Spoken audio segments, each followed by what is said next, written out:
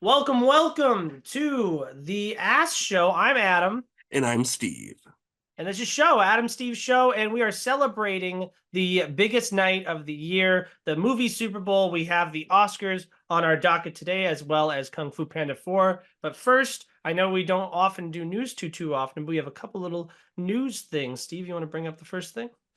Absolutely. So, if you know me, you know I'm a huge horror guy, and I was pretty bummed out when they announced a few months ago now that Scream 7 got the axe. It wasn't going to happen, but luckily, the gods came out on this bright, sunny day, and Nev Campbell announced on Instagram that Scream 7 is a go. She's in it, and we have Kevin Williamson in the director's seat, which, if you don't know Kevin, he is one of the creators of this franchise, along with the late great Wes Craven. He wrote the first one, the second one, and the fourth one, and I believe he even produced the last two as well. So this is a guy who's been involved since day one, and I am so excited to hear this news. How about you, Adam? I'm not moved, if I'm being honest. I think like one of the weaker parts of the last movie was Courtney Cox still being involved. Like, don't get me wrong, I appreciated in Scream, the fifth one, where that was kind of a Force Awakens situation, and Dewey kind of played the Han Solo role. And it seems like we're really following in those shoes because the Force Awakens, that was very much so a Han Solo movie, whereas Last Jedi was a Luke movie, and Rise Skywalker, I guess, was supposed to be a Leia movie, but not really. So that's kind of what we're doing here. We had a Dewey movie, Courtney Cox movie, and then kind of a Nev Campbell movie of sorts. Yeah, is that connection seem? Am I digging something that's not actually supposed to be there? I mean, I'm not sure if that was necessarily the case. I know for the last movie, they only didn't get Nev Campbell back because there was some issues with money and them not paying her a fair amount, which I fully don't blame her whatsoever. She definitely deserves to be paid at least star level for these movies on the count of she's kind of carried this franchise to what it is. If Sydney wasn't in those first four movies, I don't know if it would be a franchise still today. Like she's Mhm. synonymous with Ghostface, and while it still worked without her in Scream 6, I'm curious to see where the character could still go because there's a lot to play with there because she's gone through so much when it comes to just like all of the different things she's learned and how she's become a survivor. And she also showed that she's not like a complete idiot like a lot of people that are in horror movies. Like she's smarter than most, while she's still getting in these situations for five times already, but I don't know. She's just a fun character to follow, at least for me, and I'm happy to see where this direction's going. And with Kevin Williamson back in control of everything, while I didn't like what Studio Silence or Radio Silence, those guys that did the fifth and sixth movie, I liked what they were doing, and I was very happy to see Christopher Landon attached for Scream 7 when he was, because he did Happy Death Day and a few of the paranormal activities that I enjoyed. So I like what he was going to probably bring to this, but Kevin Williamson is just a brilliant guy. I mean, he did the Scream stuff. He did I Know What You Did Last Summer. He created some iconic television, so he's just a guy that you can kind of trust to make a good story out of stuff too.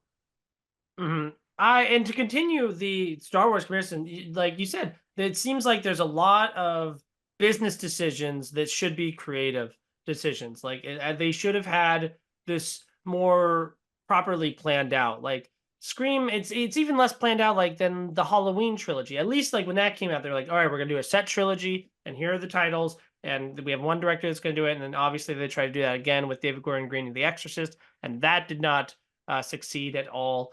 But here with the Scream movies, they just kept being successful. So I guess they didn't know necessarily where the story was going to go. But it just would be nice if I felt like there was some kind of intent, with these movies. Yeah, I don't there know. there never really has been. I mean, even with the second one, they never really I mean, they made it less than like I think they made it less than a year after the first one came out just because studio was like, "Oh, this is a huge success. We want another one right now."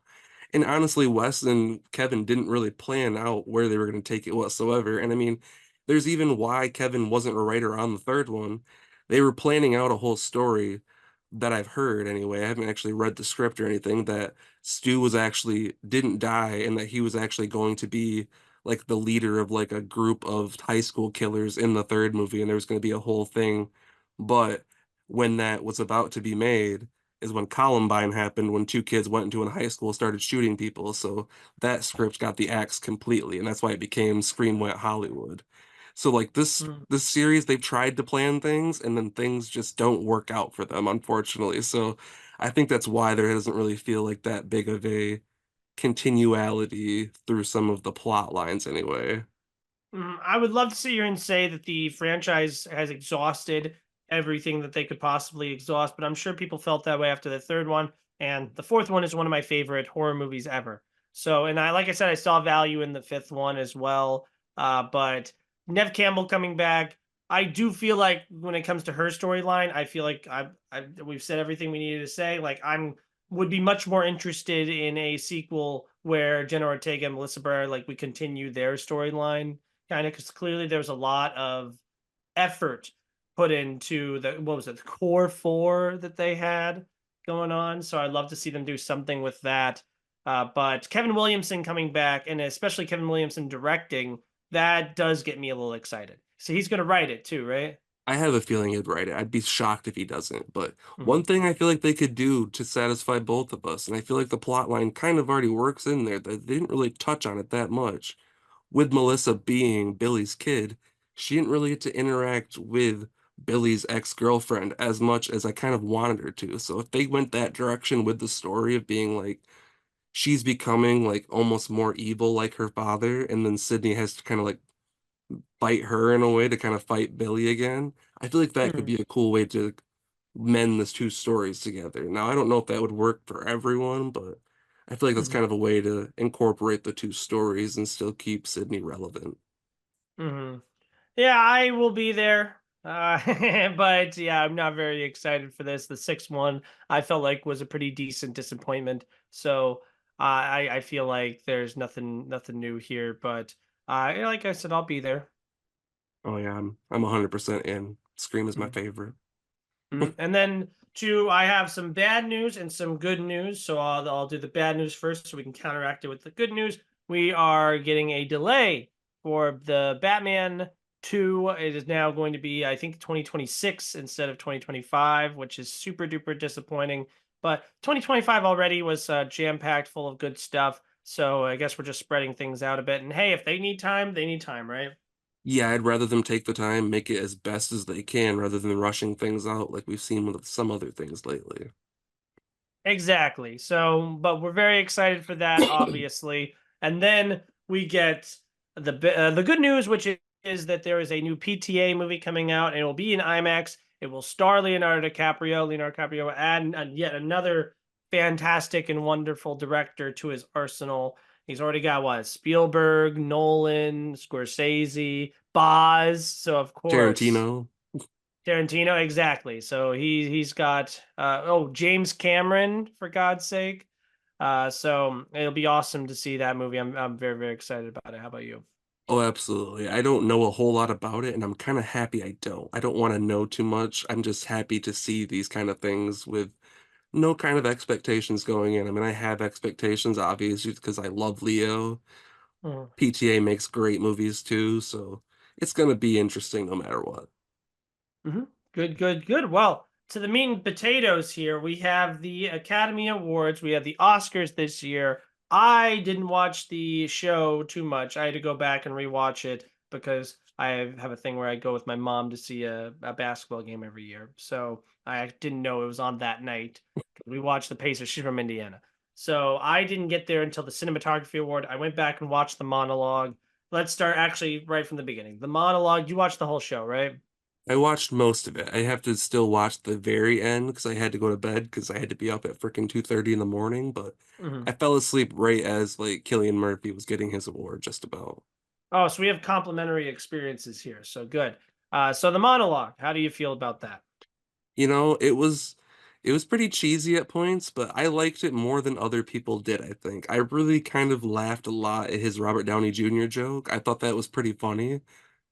I feel like a lot of Mhm. people got offended for Robert Downey Jr., even though I also think he probably thought it was funny too, but yeah, there was a lot of really cheesy humor from Jimmy Kimmel this year. Like I feel like he was trying to play it almost a little too safe at points, but I don't know. I gotta say, I'm pretty surprised that this is your take on it because I felt like least the consensus on the internet seemed to be that Jimmy Kimmel is terrible. Yeah, But I I guess thought that's so just a too. scenario where the people who hate it are a lot louder than the people who like it. Because even the people who like it, you're not saying like, "Oh, I loved it. It was a great. He did a great job, and I love him so much." You're just like, "It was all right, right?" Yeah, it was better than other years that I've seen for sure, but it was nothing all that great. It was kind of just like very easy, like parent humor in a way. He took a few chances with some jokes that, and it seemed like the audience just didn't like it either, and I found that even funnier to me. But Mhm. well, the way the audience, the way the internet kind of reacted to him, I don't really understand the outrage that they kind of had. It was All kind right, of well, weird. I'll explain the outrage because I am the outrage. I hate Jimmy Kimmel as a person, and then, like I hate him so much because the Oscars are supposed to be the Super Bowl of movies, right? It's supposed to be this big celebration of all the great things that came out. We're giving out awards to the best of the best, and it's supposed to be like a cool thing, fun thing, right? And he just approaches it with such apathy and contempt. Like first of all, he treats watching these movies like they're a chore. He's like, "Oh my god, Killers of the Flower Moon is so long. I had to forward my mail." Oh, bleh. And it's like, I'm sorry, but like people who love movies aren't necessarily complaining about getting to see more of Martin Scorsese's vision. You know what I mean? Or Christopher Nolan makes a 3 hour Oppenheimer movie. So that viscerally upsets me because that joke we just knew it was coming. It was one of those like you could put it on the bingo card. So it was like so expected. It's so lame, and it just shows like a contempt. Like you don't have to host the Oscars. You know, no one's holding a gun to your head and making you do this, but you are choosing to do it, and you're like, "Oh, I had to watch Oppenheimer," But and I it's like, will say, like, those are the jokes that felt like he was definitely, it was writers writing these jokes on the prompter almost. That's what they felt like. They didn't have any spirit to them. Like, they felt like, oh, we saw someone make this joke on Twitter. We saw someone make this joke in their letterbox review. Let's just pop that in there because everyone said it a bunch of times and nostalgia for jokes, right? But it's just not, it doesn't work that way. And mm, especially for people in this audience who are working on these movies, you just kind of like making these not even funny jokes, but just like jokes that are so easy that like their fucking mom probably made the same joke to them about the movie that they made. And it's just, I don't know, it doesn't really work that well. So I get that criticism, but at the same time, I've seen a lot worse. Let's not go no, back to Anne Hathaway. I understand. Well, I'd rather them. I'd rather them at this point. The only person I'd rather not have than Jimmy Kimmel is Amy Schumer. But literally anyone else, I'm just tired of it. We've seen Jimmy Kimmel do it.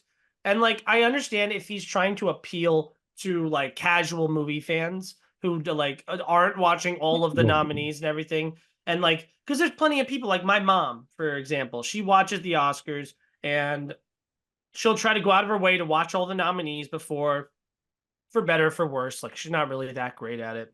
Yeah. But like that kind of person who's not like following along with it all year, the person who's like, oh, the Oscars are this week. Okay, let me grind out a few of them. And they're like, oh, Zone of Interest was so miserable. And oh, Anatomy of the Fall, I had to read subtitles. And oh, Kills of the Flower Moon is so long and sad. And it's like, well, I don't know. I don't think that we should be catering this show to those people because I guess I get it. Because the people who love movies, the people who like us, who like watch them all year and anticipate this, we're going to be there anyways. So you don't really need to cater to that audience. What you need to cater to is the casual fan who's like, all right, you know what? I will put 1 week of my life into making sure I'm informed for this award show, you know? Yeah, unfortunately, at the end of the day, we watch it because we love movies, but they want as many eyes as possible because this is a business for them.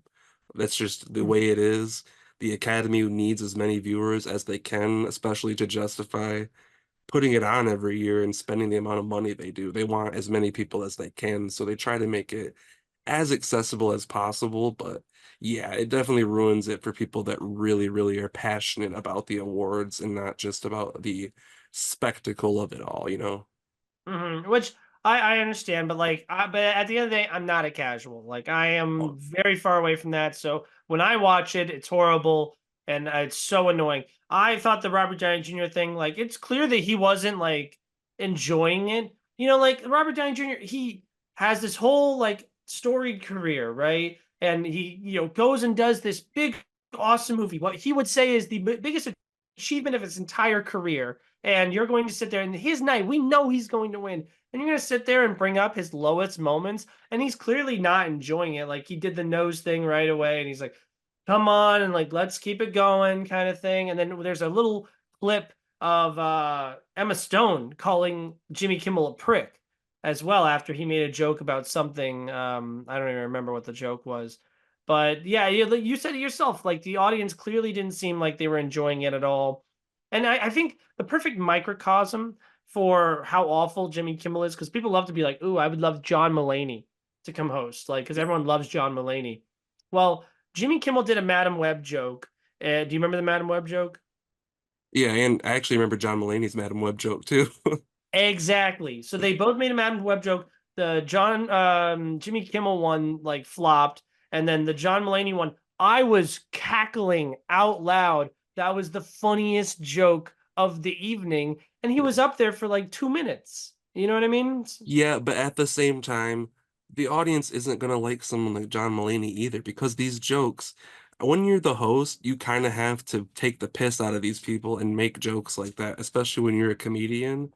So like at the same time, if you don't like what Jimmy Kimmel did as kind of like the PG version of a lot of people, someone like John Mulaney is gonna push it a lot further, in my opinion. So I don't know if you necessarily even want a comedian to host if that's the case. Well, no, I love like I rewatch every single time that Ricky Gervais did the Golden Globes over and over. And Yeah. I love those, and he does take shots at people, but like he takes shots at like them individually instead of like movies just in general. I feel like because I felt like there was just such contempt for not only the movies but the Oscars in general. Like Ricky Gervais does that a lot. He'd be like, "Oh my God, this is gonna be so long." I feel like that works a little better because the Golden Globes hold a less esteem than the Oscars do. So it's okay if you're like, oh God, like this is so stupid and made up and it's bullshit. Whereas the Oscars, we have a lot more respect for it. So like, imagine if you're watching the Super Bowl and the announcer was just like, oh man, I didn't watch any of the games this year, so I have no idea who Patrick Mahomes is. And oh, this game is so long, right? Can you believe I want to go home? Like they don't do that. They hype it up. They build up the No, yeah. suspense about how awesome it is. So it just feels like they're self-deprecating to the extent that like it's detrimental to the experience of watching the show. Yeah, they're taking what people basically say on Twitter when they're watching it and they haven't watched any movies all year, and they take those jokes and that's what's usually used for the monologue the next year. So unfortunately, like I'm saying, like all of these jokes that you're mad and like you don't like them, it's kind of like what everyone says, like we were talking about with the casual viewers rather than us being like the actual people who watch it every single year. It's kind of just like they're trying to pander is what it all is. They're pandering to everyone Exactly. rather than the people who are actually the real audience because they already know we punch our ticket every year. We're there. They don't Mhm. need to surprise us or create any expectations for us. If they did that, they wouldn't create a fucking sizzle reel for stunts rather than just give them the fucking awards that we've been asking for many years. That's Mhm. the one of the things that pissed me off the most about this whole show in general, is stuff like that. Why even make that moment for stunt conformers and everything like that, knowing that all people want is for them to have 10 minutes in your show to just give them every year to show that stunts are extremely important to film in general and should be recognized at least on the same level as makeup or anything like that. I mean, it's kind of crazy, but it kind of felt like a slap in the face to stunt performers in that way. I actually will play devil's advocate here because I agree. I think there should be a category for best stunts, but I think that by having a category, you're incentivizing people to do more stunts. And then you're going to like, there's certain movies that are made solely so that they can win a specific award, And so I think more movies with stunts will be made just so that they can win that Oscar. And then, for example, like, I remember a lot of people were talking about, I know it wouldn't win realistically because I think it came out the same year as Top Gun Maverick. But Jackass Forever, people were like, "Oh yeah, that would should win like an award for a stunt or whatever." But like, I know people like the Jackass movies, but come on, wouldn't Jackass Forever having an Oscar kind of feels similar to like Suicide Squad having an Oscar rather than like, it's not like a I prestige mean, film. yes and no, but at the same time, it's prestige in that category because like those stunt performers are putting their lives on the line. And honestly, those there's not only just the performers themselves, there's people that have to choreograph a lot of these different stunts or even just create them themselves and shit like that. Like there's so much that goes into you wouldn't think about it watching Jackass when they fucking just like fling somebody off something, but they have to do so much stuff before those cameras ever even roll that it's Mhm. insane. So I mean, yes and no. Like, yeah, it would feel ridiculous to have the Jackass guys running up and grabbing Oscars, but it would be a lot more than just the Jackass guys, just because there's so many people that are behind the screen that have to, or behind the scenes that have to do all of that Mhm. kind of shit and basically make it safe enough for them to not die. Well, So and then that's why also I if you kind of have an award, people are going to try to compete for the award. People are going to keep pushing the limit. It's kind of like the dunk contest. The dunk contest sucks now, and it's like, the not even the big like players like really try to like win the award or even participate. And it's like we've exhausted the amount of dunks that we can do. And then also if people are competing to try to do more and more, the moment someone dies, man, it's gonna be like the kind of like the most improved player award in football. It's like, whoever had the biggest injury. You know what I mean? Yeah, what happens when someone pushes themselves to do such a big stunt and people start regularly passing away well, I at mean, a bigger clip, if this was like the 1960s, I would agree with you there. Mhm. But there are so many like safety regulations, as you know, on sets now that like that would never be the case, I don't think. Like there wouldn't be like, all right, we're just gonna fucking throw our safety guy out because we have to get this stunt because we need that award. Awards aren't that important, but I'm talking about just recognizing people that quite literally they don't die, but they put their lives on the line purely just for 15 seconds in a movie just to make it look a little bit more real. Like, yeah, would Tom Cruise probably have like 10 Oscars by now? Sure. But would he deserve them? Honestly, yeah, because I don't know. I wouldn't fucking hold on to the side of a plane 1,500 feet in the air and shit like he does, like 50,000 feet. Like, it's just astronomical stuff that, yes, I can see where you're talking about. People might push things further, but I don't think that Hollywood's in that place now, especially with incidents that have just now legally resolved with the whole shooting thing happening on Alec Baldwin's set that I was going to I bring it up. don't Yeah. think people are really going to go in that range of trying to be like, oh, we're gonna do the craziest shit possible. Because if anything, safe like sets are now becoming more nerfed than ever when it comes to not even using like any firearms and stuff anymore. Like a lot of the John Wick stuff when it comes to any gun shooting, they're all holding fake guns and all of the actual gunfire stuff is all digital. But computers and technology have come so far now that you don't even have to shoot dummy guns anymore. Mhm. Yeah, no, like I said, I'm just trying to play a little bit of devil's advocate because I'll take it.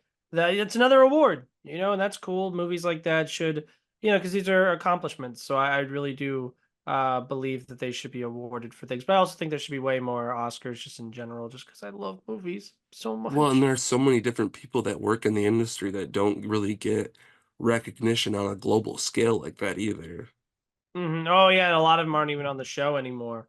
But here, I'll pull up some of the Oscar Well, I'll nominees just and say one of my winners. favorite moments of the night that wasn't an award thing or anything was just seeing John Cena being absolutely ridiculous. Like, we're going to talk about Ricky Stenicki later, which I still haven't watched yet, but I'm a big John Cena fan, have been since he was debuting in WWE. So I was just happy to see him on the awards show, and it was just a goofy, fun moment that I'm going to remember for a while. So I just had to say that.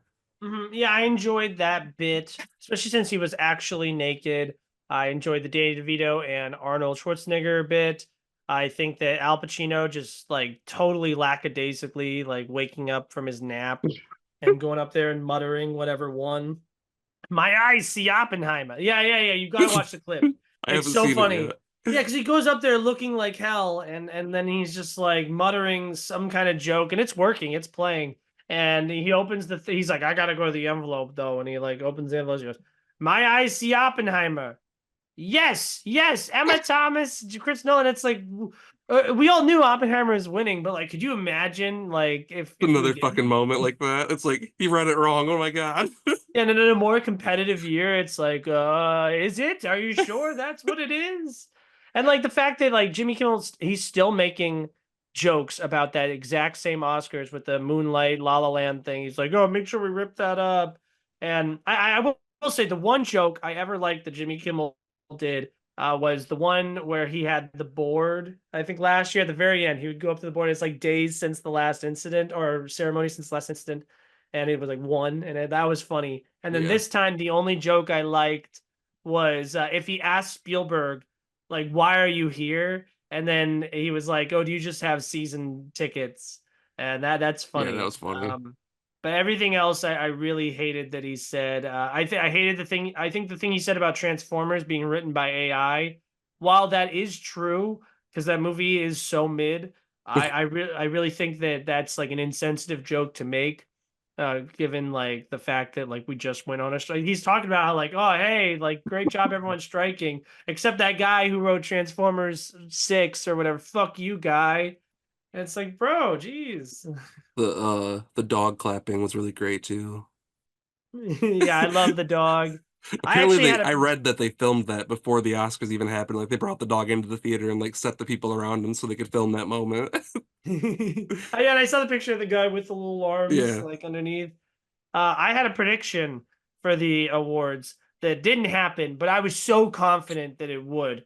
I was sure that Jimmy Kimmel would be giving his like speech, and we would just hear the steel drum version of "Pimp," PIMP from 50 Cent from Anatomy of the Fall. And like it would like play louder and louder, like kind of like he was playing Jimmy Kimmel off. And we would cut to the DJ booth, and it would be Matt Damon as he's like pushing the volume up. But they played the song when she won the Oscar for, I think it was adapted or no, original screenplay. And then they did a Matt Damon joke at the end where they were like the dog pissed on Matt Damon's star, Hollywood star. That's funny. But yeah, so any other Oscar moments in particular that don't have to do with the awards you want to talk about before we delve in? Not right off the top of my head. Oh yeah, I'm Just Ken was fun. I really liked that performance. That was great, especially you could like hear him laughing Yeah. doing it. That was really special. And oh yeah, I can't gush enough about John Mulaney. I think that him explaining the plot of Field of Dreams is hilarious. And I've seen him, obviously we've seen him host the, I think it was the Spirit Awards with Nick Kroll. Yeah. I wish that anyone else, please give me anybody at all to host the Oscars besides Jimmy. I understand why. I It's want the Muppets. he Yes, that would be great. But Jimmy, he's ABC's boy. You know what I mean? He does their little Tonight Show, and so he can promote that, and so it's in house. And then also he's done it before, so it's not like anyone. He's clean. No one's gonna find one of his old tweets or anything just now. Like, trust me, I'm scouring looking for a tweet where he said anything remotely cancelable. But yeah. So it's gonna be a safe show, and the Trump tweet. Oh yeah, that's a thing you missed, I think. He read out a review that he said like a tweet, like a post. It wasn't a tweet. It was obviously he's not on Twitter. But it was a post from Donald Trump. Did you hear about that? Mm-mm. So it was a really long, like a paragraph, and Kimmel goes out and reads the whole thing. I mean, at one point he goes blah blah blah and skips a couple sentences, and then he says like, "Oh, isn't it past your jail time?" or something like that. Like, "Oh, you can't help but to watch me," kind of a thing. And that was kind of funny, just because it is actually like I thought it was a made up post, but like I realized later that it was like I think it was a real thing. So Yeah. that's cool. Do you hear about the whole Jimmy Kimmel, Aaron Rodgers beef? Yeah. So I feel the same way about the Trump beef, where it's like I fundamentally disagree with everything that Aaron Rodgers and Donald Trump does, but I hate Jimmy Kimmel so much, and Jimmy Kimmel attacks what I love so much that like I'm kind of on the other side at this point. Oh no. Well, that's the thing. He wins. Jimmy Kimmel wins because the moment that Donald Trump goes up against him, it's kind of like Sound of not liking Sound of Freedom. Like, oh, then you must be a child rapist if you didn't like this movie. Like, oh, you must be a Trump supporter if you didn't think that Jimmy Kimmel did a good job hosting the show.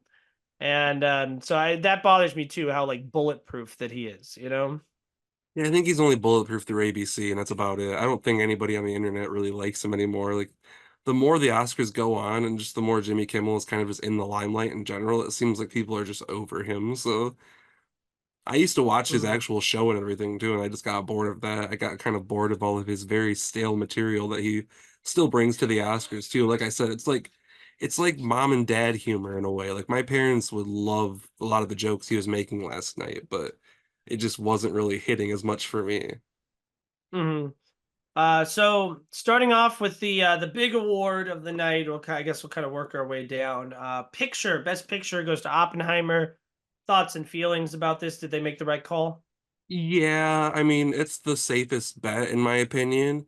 I personally think the best movie of the year was Poor Things, just in general, like down the board. When it came to like technical and everything, it was the most unique. But Oppenheimer, Christopher Nolan kind of just like it was his year. It was kind of his time finally. He was snubbed so many times before for different reasons, and people just always thought, oh, this is going to be the one. But I mean, the commercial success for Oppenheimer, the IMAX stuff, the creating an actual fucking bomb and everything for the explosion, just so many crazy things that he did. Like you were kind of making the point with the whole stunt thing. Christopher Nolan pushed the envelope as far as he could to try to make the most epic movie he could, and he did it. He did Mhm. it. I mean, he had all of the performances right, and I mean, he earned the Best Picture nomination and earned the win. I think it's great that Oppenheimer won. I'm a big believer that the biggest movie of the year, like the most popular, and as long as it is a commercial or a critical success, I think that should be what wins. It should be what defines the year. Like, for example, I think that Avatar should have won back in 2009. I love that Titanic won. I think that, Star Wars should have beat Annie Hall, for example. I mean, we're still talking about Star Wars to this day. We're not talking about Annie Hall. I love Annie Hall, but I don't love yeah, Woody. but Oppenheimer winning, like this is, you're right. He is so indebted. Oh no, they are so indebted to him. After so many great movies that he's done, and this isn't even the first like Oscar-y type of movie that Nolan's done, because Dunkirk was a big player during the 2017 run. But I think Oppenheimer will go down as one of the great movies, the best movies of the 21st century, or even of all time. So optically, I think it's going to work well. Like for example, do you like Oppenheimer more than Everything Ever All at Once? No. Can you remember like what's the last Best Picture winner that you liked more than Oppenheimer? Coda, stop me when I name one. Coda, Nomadland, Parasite, Green Book, Shape of Water, Shape of Moonlight, La La Water, Land. probably. It's just I'm a huge. Really? I'm one of the people who really loved that one, and I feel like I'm the only one, but huge Shape of Water guy. I'll never forget like this little Oh moment yeah. from the movie. That was so funny. But yeah, okay, yeah, I need to rewatch that one. Because I remember I thought it was really good, but I was like, I don't need this to win necessarily. But that also felt like one where Guillermo was owed an Oscar. You know what I'm saying? Yeah. But yeah, I liked Everything All at Once more than Oppenheimer. But after that, you'd have to go. I mean, I wouldn't even say No Country or Birdman. I'd probably not even The Departed. I would have to go all the way back to Crash. No, if La La Land did win, I do like La La Land more than this. But going all the way back to maybe Return of the King. No, I like this more than Return of the King and Chicago. So yeah, I would say it's the best picture winner of the second best of the 21st century. So optically down the road, it's not my favorite of the nominees. My favorite's Barbie, but down the road, I think we're gonna look back at this and be like, they got that one right. You know what I mean? Oh, absolutely. I mean, everything, everything, the sound, the editing. I mean, he just really made his masterpiece. It might not be my favorite of his technically. I still haven't seen Interstellar. I know it's a major sin of mine, but Yeah. The Dark Knight alone is still one of my favorite just movies in general. And I mean, Inception's great. just everything he kind of touches. I wasn't the hugest person on Dunkirk, but I still really liked it. And I mean, Tenet is what it is. I don't, I didn't rewatch it in IMAX like a lot of people did, but I hated it when I watched it at home. So Mm. Yeah, it's funny, Tenet, I just rewatched it in IMAX, and I now have a newfound love and appreciation for it. It's the third time I watched it, so it really had to like wear me down before I finally opened up to it. But Tenet is really, for what Tenet's trying to accomplish, it's really great. And now, if you don't prefer that type of movie, I get that, and it's not my favorite type of movie. Like I would still, while I bumped it up from a 4 to a 5, I still wouldn't put it like I wouldn't move where it is in my Nolan rankings. You know? yeah, the protagonist. Yeah, he's the protagonist. But yeah, Oppenheimer winning's great. So you said you'd rather have Poor Things winning. I wouldn't rather have Barbie winning. I'm just saying I like Barbie more. Yeah, me too. Um, but yeah, okay. Moving on, we have we'll do the directing category as well. That's kind of a lateral move. Nolan winning, seeing him with an Oscar in hand. Just like I was talking to Lauren about this, like if we talk about the GOAT conversation, like in sports, we're always like, I feel like basketball, we're always talking about LeBron versus Jordan. And they're like, this is such great ammunition, excuse me, for Nolan's argument for the GOAT because now he's got more Oscars than Tarantino. You know, he's got more Oscars than Hitchcock, than Kubrick. Do you know Kubrick only has one Oscar? I don't think I did know that actually. Yeah, and it's not for picture, it's not for director, it's not for screenplay, it's for best special effects for the 2001 A Space Odyssey. Hmm. It's crazy. But yeah, no, and he's got more Oscars now, Christopher Nolan, than Martin Scorsese, who only has one for directing The Departed. He was not a producer on it, I guess.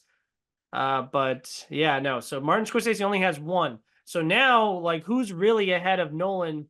I mean, the Daniels also have. Well, they have three Oscars, don't they? Because they wrote the movie as Hmm. well. So he's got to catch up to them. But no, but seriously though, I was talking about Nolan versus Tarantino even before Nolan won because Nolan now has what 10 movies, and we know he's going to keep going, and Tarantino's done. You know, so leapfrogging him, and now you got to catch up to Spielberg because Spielberg has. Can you guess how many Spielberg has? I just looked all this up. Uh, That's why I know. But I did guess this one right, and I guessed which three he won for. oh, so you're saying it's three? Because I was gonna guess like six. Ah, yeah, I totally gave it. Yeah, he's won three. Can you guess? Oh gosh, I'm not even sure. It's two directing wins and one Best Picture win. Did he win directing for Schindler's List? Correct? And The Fablemans? Did he win it? No, that was Daniels. Oh yeah, it was. For some reason, I thought he might have won it.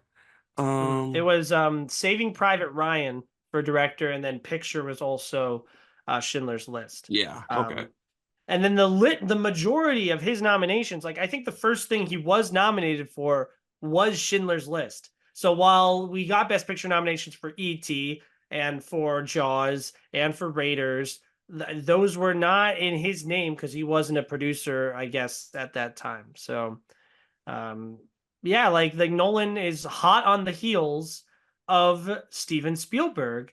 So I just think that, and it's well deserved. I really think like where would he go in your GOAT debate? Do you think I'm not telling you give me an exact ranking, but you think he's top one, three, five? I mean, definitely in the top 10, right? Oh yeah, he's absolutely top 10 material. I don't, he might creep into my top five. I'd really have to think about it, but I mean, I like a lot of his movies. I'm not the biggest fan of all of them.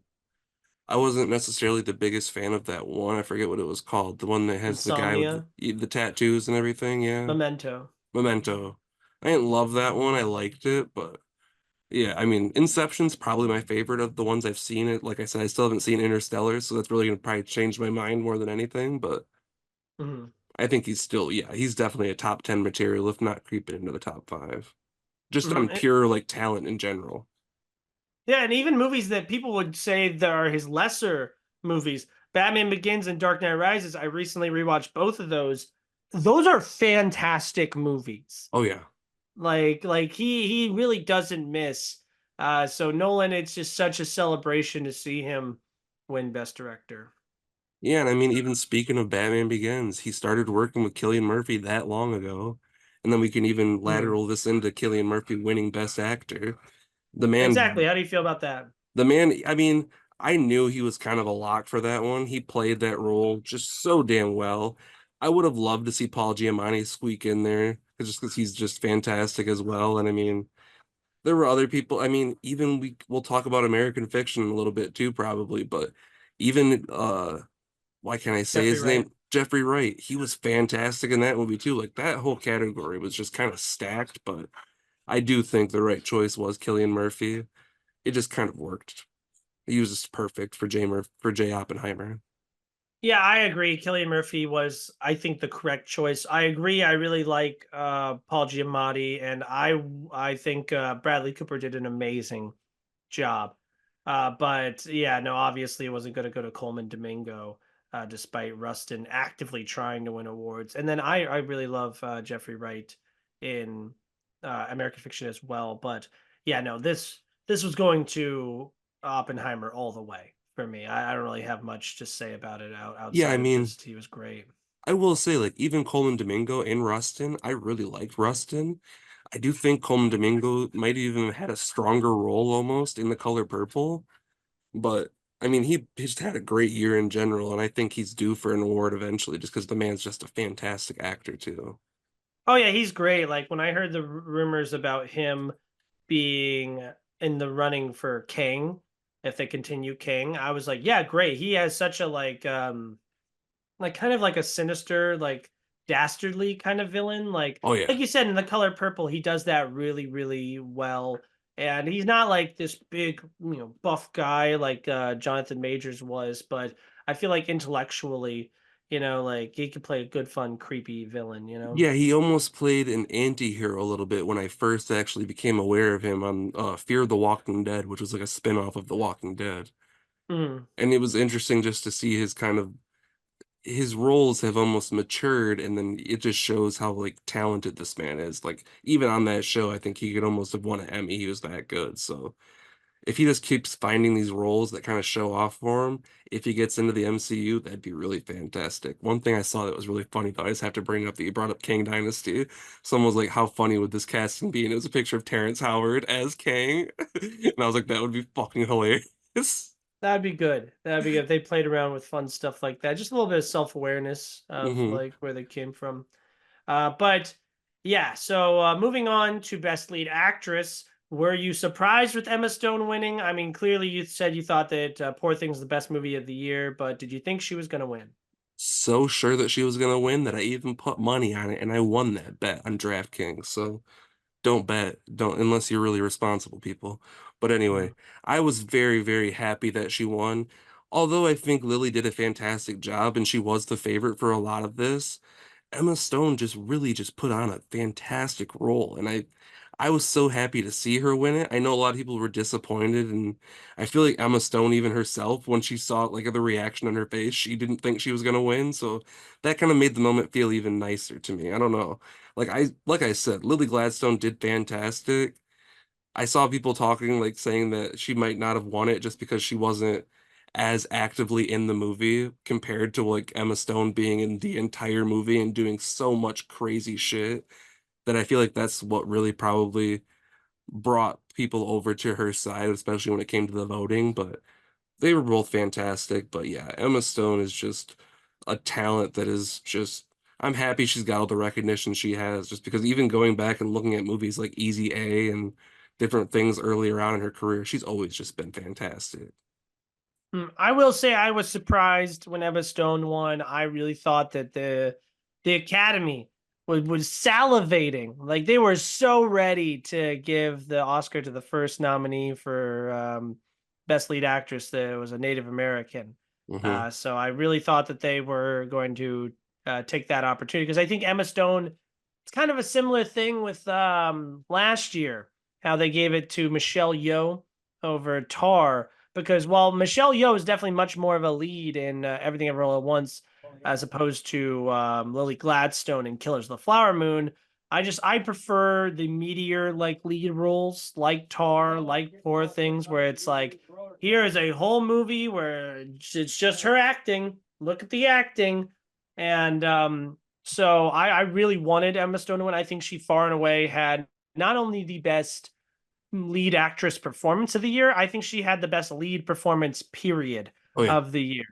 And I'm one of those people that you were bringing up who was like, I don't think Lily Gladstone has enough screen time to justify being a lead. I think she has like only 9 more minutes than Robert De Niro has, who was in the supporting actor category. And I think that it's their fault for the fact that they didn't win. You know what I mean? It's Killers of the Flower Moon's fault because if they would have just ran Lily Gladstone for Best Supporting Actress, she would have won over Davine Joy Randolph.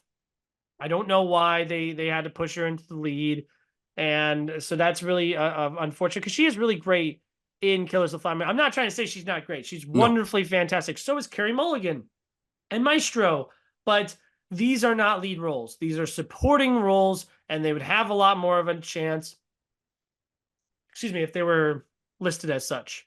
Yeah, I agree 100%. I mean, that was the most disappointing part about that for real, is because yeah, Lily Gladstone, she was fantastic.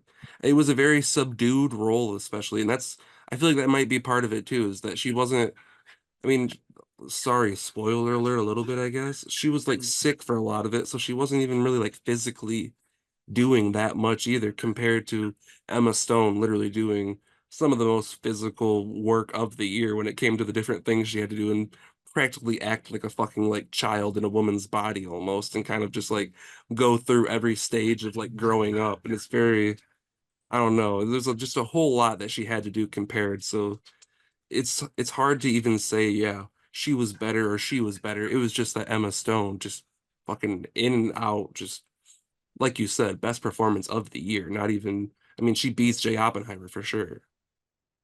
Yeah, so that's how I feel about Emma Stone. But yes, great that she won because this does enter her. I mean, we're talking about GOAT discussions with Nolan, best like actresses of all time list.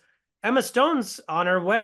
You know, she's still very young. She's what in her 30s, and she's clearly very got a lot of agency. She's produced Problemista recently.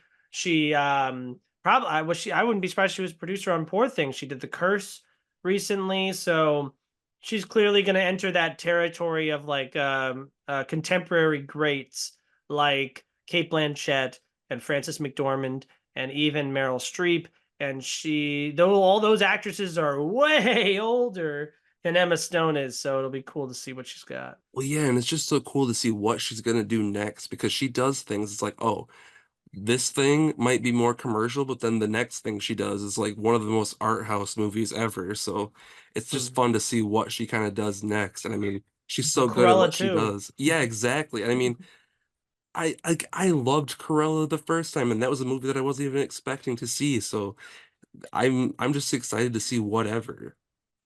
Yeah, no, it'll be exciting to see what she's got going on next. In a way that like we didn't really talk about that with Killian. Like, oh, what's he gonna do next? Whatever Nolan does, but you know, like it'll be interesting to see because he's not really like a movie star. Like, I don't think Killian Murphy puts butts in seats. No, I mean, he got really popular on that show that I still haven't seen yet, and I forget Peaky what it's called. Blinders. Yeah, I mean, he got huge on that, and people like love, they always call him like Tommy or whatever all the time, but I feel like that's probably his biggest role still to this day, now being Jay Oppenheimer too. So, yeah, it is going to be interesting to see what brings success next. But I mean, the guy kind of has both the film career and the TV career now, so it's kind of just like whatever he wants to do, probably. And speaking of Oppenheimer, we have another acting win for Oppenheimer. Robert Downey Jr. wins Best Supporting Actor. How do we feel about that? Now that is one that we all knew it was a lot going in, but I really, really wish, my heart of hearts, that my man Mark Ruffalo, and I mean, Oh, even, no, I mean, even Ryan Gosling too. Ryan Gosling was yeah. great, but Mark Ruffalo had to do something that he never really had done before. This man started his career as kind of like a rom-com love interest guy, then became the Incredible Hulk eventually. And then in this movie did something a complete 180 compared to those where he's just like this weird kind of almost feeble villain in a way. Like he's very evil, but he's not that menacing. And all of his fashion and everything, and just the way he talks, there was so much here that you could tell Mark Ruffalo, even just if you know him in general, just in interviews and stuff, he is like the nicest, sweetest person. And then in this movie, he's so mean and like evil, and you can tell he's just like one of those like smiling, mustache twirling villains. And it's just so fun to see him have to take it to that level. I mean, everyone in Poor Things, in my opinion, had to almost go out of their comfort zone, with the exception of maybe Willem Dafoe, just because he does so much weird shit all the time. But everyone in here just had to take things to a completely weird and odd level with Yargos in the director's chair, and I think it just really worked for me. So while Robert was great, both Ken and whatever Mark Ruffalo's character's name was, I can't remember, were just way better roles. Because, yeah, Ryan Gosling, I'm a huge, huge Ryan Gosling guy. This is like what, his like fourth or fifth nomination at this point. He still has not won, and holy shit, he needs to. Because it's just so disappointing. Because the man is fantastic. He's a generational talent, and what he did with the role of Ken was something that I don't think a lot of other people even could. Yeah, my pick would be Ryan Gosling. That's who I voted for when the CACF awards. But yeah, Downey Jr. I'm very happy. I like the guy a lot, so I'm really happy for him. Number one. Number two, I do think the role is great. I like the comparisons to Amadeus when it comes to like how that character was formatted. And I think that is there's a lot of great moments for him to shine, and he really gets his own opportunities because there's the whole like he gets the whole black and white sequence of the movie, and he's the guy who leads that entire part. So it's Yeah. a very juicy supporting actor performance. But yeah, you brought up Mark Ruffalo, and I think I mean he does. Yes, this is a much more abstract performance, and I know that's what you meant. But like yeah, he has great dramatic chops. You know, I mean, Spotlight I don't think wins without his strong performance. I Even that mean, Foxcatcher was a big one for him. even that Dark Water movie or whatever that was called. I Yeah. saw that in theaters and he was just fantastic in that too. It's just like the dude can do so much. Yeah, he's really awesome. I love him, and I love how, like you said, he seems like a good dude. He's very honest and upfront about things and very charismatic. So I'm happy for him to get a nomination, and he's due. At this point, I would say he's due, more so than like anybody. Him, Bradley Cooper. I would say Lily Gladstone at this point is due. Carey Mulligan. I mean, I even don't Ryan think Carey Mulligan has Gosling. one. Yeah, Gosling's due. Yeah, I mean Um, there's yeah, I but don't know. yeah, other than that, though, who else was even nominated for supporting actor? I De kind of Niro. forget. He's not due. Fuck him. He'll be fine. He doesn't need it. But yeah, and then supporting actress we Oh, had. the other one was Sterling K. Brown. I love how he was like, I ain't winning this shit. Yeah. Like that was really, really great because he is awesome. I just rewatched American Fiction, and that scene where the mom is like, "I knew you weren't a slur," and just his reaction to her saying that is so obnoxiously heartbreaking. Yeah. That was a great movie. It was. It was. But yeah, we'll get to more thoughts about American Fiction when we talk about it winning screenplay. But supporting actress going to Davine Joy Randolph. I think she was really awesome in it. I think she won because of the party scene. You know, just her like with everything with her son was super depressing. But she was really awesome, and I'm interested to see what she does next because I know she's not very prominent actress either. And it was a very uncompetitive category, if you ask me. Oh yeah, I absolutely adored her role. I thought she kind of stole the whole show. I mean, Paul Giamatti was great, but if I had to pick my favorite performance from that movie, it was hers. She just had so much emotion in what she was doing the whole time, and I don't know, she kind of just captured me right away. And yeah, she's not that well known. The only thing I can remember her specifically from was a TV show on TBS that Tracy Morgan was on. She just kind of had like a bit role in like the last season. I think it was called The Last OG. And Mhm. like she had a little bit of dramatic in that, but it was mostly a comedic role. So it was really cool to see her just in this completely like dramatic and very like Excuse me. hard role in my opinion of her just playing like this hardened mother who's dealing with such grief. And yeah. there were other people in the category that were good, but she was just worlds above. Because I mean, like Jodie Foster was fine in Nyad, and like who else was even in there? I Emily forget her. Blunt for Oppenheimer. Emily Blunt, but also what's the girl's name from Orange is the New Black that was in Color Purple? I cannot remember her name. Danielle Brooks. Danielle Brooks, she was fantastic in The Color Purple, and she would be the probably my second choice, but yeah, Devine just went to a different level compared to the rest. Hmm. Yeah, I don't have much to say about it. I think she was great. I don't think she didn't deserve it. But I think there is an alternate world where Mulligan and Gladstone are moved to supporting. Gladstone wins supporting, and then Greta Lee and Fantasia Barrino slip into those lead spots instead. And yeah, unfortunately, Randolph wouldn't win an Oscar at that point.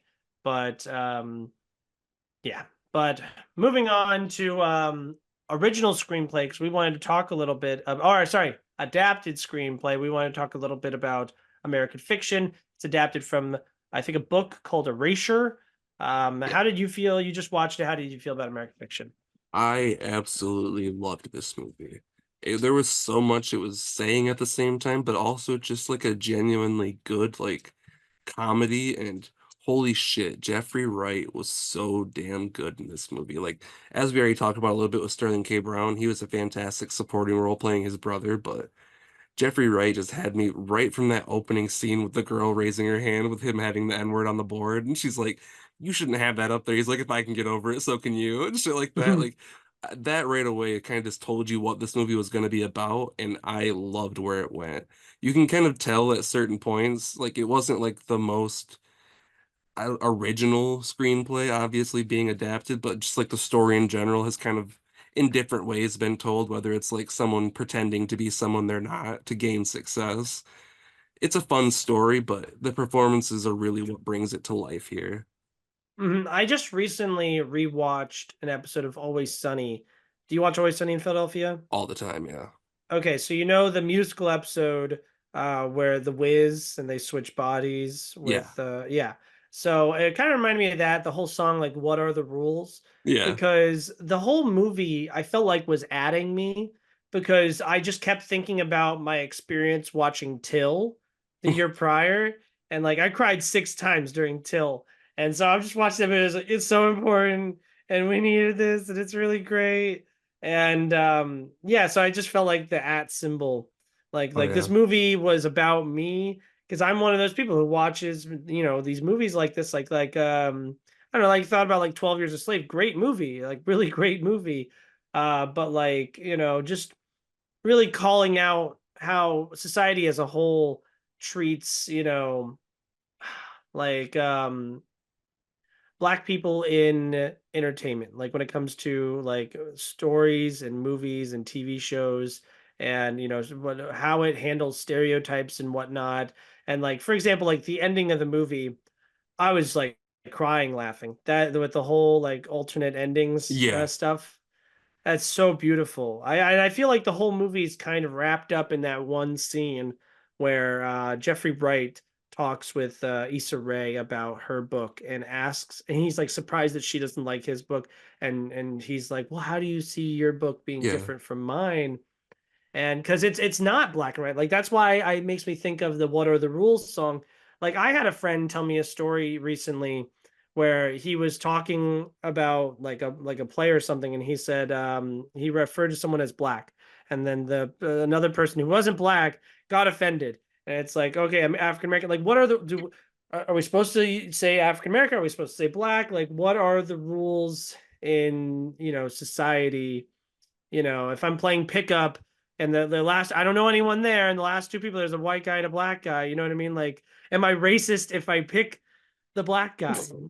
You know what I mean? Like Yeah. the way the touchy nature of racism in America today. Like I even right now I'm like Adam, shut up before you say something No, I mean, wrong. that's what the movie's saying the whole time, and it's kind of hilarious just because it's like there are people that are trying to be offended for other people. Like Mm. white people all the time are just like, oh, you can't say that because blah, blah, blah, blah, blah. It's like, let that person say that if that's how they feel. You don't get to say, oh, you can't say that because you might hurt their feelings. Let that person have their voice and say, hey, fuck you for saying that. That's fucked up and blah, blah, blah. Mhm. Don't just be like, oh, we can't, blah, blah, blah, like trying to be fucking world police like America is kind of known for, but that's a different conversation. But it's just like, I don't know.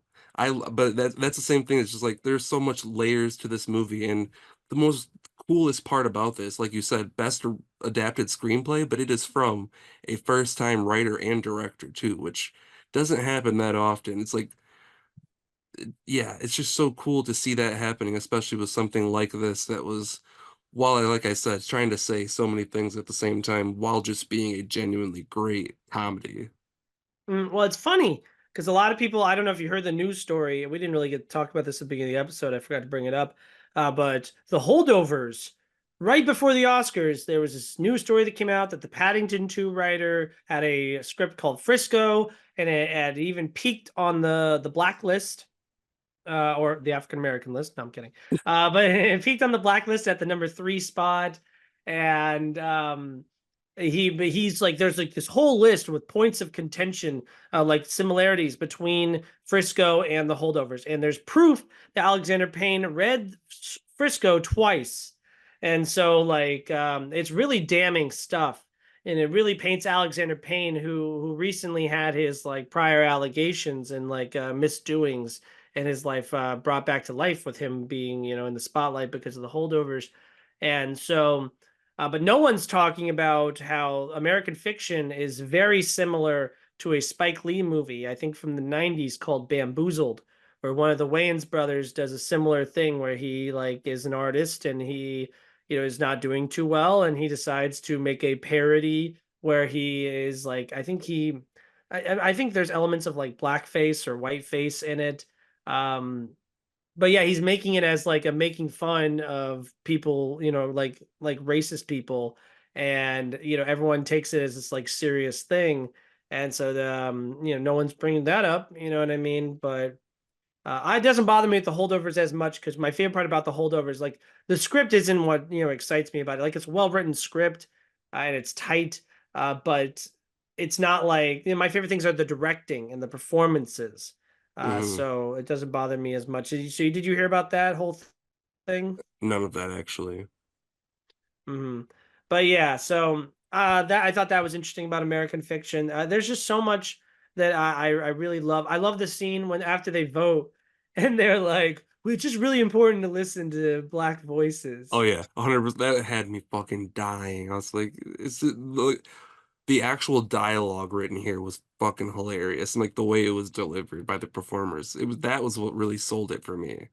And it's funny because I and other people that I talked to about the movie, because I loved it right away. I knew it was a 5 out of 5 because I was like, "Oh, it's about me." But the stuff that isn't about the social commentary about racism was the weaker stuff in the movie, like all the personal stuff with his mom and family, and the girl he's dating and whatnot. But that's the stuff that played even better for me this time around. It all feels very genuine and earnest. And it's such a like a bittersweet kind of movie, and I just feel like I relate to Jeffrey Wright's character a lot. I often feel like I'm like, as a critic, like I recently went, I was a present to see Moulin Rouge on the stage, and I love Moulin Rouge because I love Baz Luhrmann, and so I went and watched it, and I was like, oh, this is ass, like not our kind of ass, like it sucked. And so I was like, how do I tell this person who got me this as a gift that I hate this thing? Yeah. Because I wish I could just turn my brain off, and just watch, art and just be like, yeah, this is great. Here's a popcorn. But yeah, and that's how I feel like Jeffrey Wright's character feels very often. Like just that last shot of him making eye contact with the actor from Plantation Assassination. Just like I don't know, like that moment. What did that moment feel like to you? I feel like that was him being like accepting, like, this is just something I got to deal with. This is the world I'm lived in. These are the cards that I'm dealt, and I just have to make peace with the inequities of racism socially in our society today. I don't know how. What was your take like on the movie in that regard? I definitely think it was in that same. general instance. Because like, and it was funny how his character kind of almost learned throughout the movie of like who he was as a person almost. Because like he almost saw himself like, oh, I'm so much better than all of this kind of like lower level writing. Like I'm not successful, but at least I'm not doing stupid stuff like that. And then he Mhm. kind of has to learn that like, oh, maybe I'm not as good as I thought I was because like that's what's bringing me my success. And he kind of has to almost re-evaluate almost everything he kind of thinks about the world and almost like his own worldview in a way. And kind of like realizing like all this, like I look down on people for liking this stuff, you know what I Hmm. mean? But at the end of the day, none of that really matters. You know what I mean? And truly what matters is like, our relationships with our family, our loved ones. And sometimes those are so like difficult that people are just doing what they got to do, and not everyone's going to agree. And yeah, so I just feel like there's a lot to like a lot of food for thought with the movie, a lot of heart, a lot of um bittersweet humor, and the movie just him being like, oh God, like Yeah, exactly. You can watch this movie in so many different ways, and I feel like that's why it also has so much rewatchability. Because like you Mhm. could watch it and just kind of turn your brain off and just laugh. But if you really want to think about it harder and maybe even have a conversation with someone after, like we're doing right now, there's so Mhm. much there to kind of like dig into. So yeah, it's kind of disappointing that if they're saying it's kind of like ripped off of a script, that's kind of sucks because No, no, there they're is not so saying that much about this. here. They're saying about the holdovers. I'm saying that it's Oh. kind of a ripoff of Bamboozled. Okay, yeah. Yeah, so well, yeah, and the idea like the whole overarching plot, like I kind of said earlier, I've seen it not only like you were saying with that Spike Lee movie, which I'm not familiar with, but even just in other like television in general, like even actually a video that reminded me of this. It's a video on YouTube about a movie, but I think it's Danny Gonzalez or something made a video about Radio Rebel or something where this girl's like pretending to like just be this like faceless radio host the whole time or something. Mhm. Like no one knows who she is, and she's trying to hide her identity and blah blah blah. Like a secret identity. Yeah. But yeah, I don't think that being said, I know I just praised American Fiction a bunch. I think it should have walked away with zero Oscars. I'm happy it won Best Adapted Screenplay, but I would have rather have gone to either Oppenheimer or Barbie, and I think that was a pretty stacked category because Killers of the Flower Moon is there as well. So I just don't believe it deserved that. I would have loved for it to go to Barbie just to give it to Noah Baumbach and our Greta. girl. And then when we had an original screenplay, that went to Anatomy of the Fall, and that's another one you recently watched, right? Yes, I did. And that is one that I also predicted would win that award too, just because that whole story is just so damn crazy. And the way it unfolded and like the suspense that they captured and everything with it, it was just so perfectly crafted. Mm. I love what I love about it is it's not about whether or not she killed him, which she so did, in my mind. But it's more about like how like someone's life, how embarrassing it is, when they like all your dirty laundry, is thrown all over the place. Like it's like being on a plane and someone like takes your suitcase and opens it up, and we're all looking through it, and it's just how awful that is. Like you're dealing with grief. I mean, because I'm sure there's not much grief if she killed him, but like you're dealing with a lot of grief. You lost your husband, your child lost their father. That's something that you should grieve over. And so like instead of dealing with all the emotional aspects of all this, you're just trying to defend yourself from like, going to jail, so there's just so much misery in it. And I think it's so well done. I still think that I'm obsessed with the PIMP Steel version. Oh yeah. Like that opening and that it's just so funny because it's this foreign film. It's this really dark and serious, like upsetting foreign film. And it's just like, I don't know what you heard about me. And like that's so synonymous with the movie. Yeah, when I think of Anatomy of the Fall, the first two things I think about are Messi the fucking dog and PIM 50 Cent, Yep. you know? But yeah, I love the scene where they argue, the wife and the Dad. I want to rewatch it. That takes a lot for me to want to rewatch like a foreign film because it's there's just so much more effort that you got to put into. Yeah, I will say out of all of the more serious ones that were nominated for Best Picture, that one is one that I do want to watch again just because everything was just crafted so well, whether it was just the courtroom dialogue of them all going back and forth and all the grilling from that one fucking lawyer. That holy shit, he was just so mean at the same time, like going after the kid all the time and kind of like trying to Mhm. discredit him. And there was just a lot going on in here. And the kid put on a fucking, if that kid would have been nominated for Best Supporting or something too, I mean, he would have been, honestly, because he was just that good of playing just such, he got some emotions out of me of just playing like, oh, I'm just trapped between my mom, who I really love, and then my dad, who I also loved. And I don't know what actually happened because while not only being present, the kid's freaking blind too. So there's just so much extra drama added to that whole situation. Yeah, it's just kind of an impossible situation, and yeah, it's a really great movie. I'm really happy that it got him out of recognition that it did. I don't think it should have been nominated for best director. I mean, yes, it's worthy of a nomination, but like, it's just not one of I would have included personally. And then, but I'm really happy to see it win this Oscar, and they go up and they play the PIMP, and it was a good time. Yeah, and just speaking, since we're speaking on it, it also won Best Sound, which I did win a bet for as well. And I just, for some reason, I just thought that was a shoe-in too. I guess it wasn't that I highly up, but I think you're mistaken. You're thinking of the other Sandra Hüller movie, Zone of Interest. I thought this one won. No, Zone of Interest won Best Sound. Oh, And well, because the big you saw Zone of yeah, that's one of the ones you saw, right? yeah, I did. I can say firmly, I did not really like that movie. Yeah, okay. Well, my problem with that movie is I went into it blind. And so I'm like, Zone of Interest. I remember I asked my girlfriend going into it, I was like, what do you think it's about? Because she went in totally blind. Like I had at least seen the poster. And she Yeah. was like, because we knew it was from the guy who did Under the Skin. So she's like, I don't know, something about aliens. And it's like, no. No, no, not that.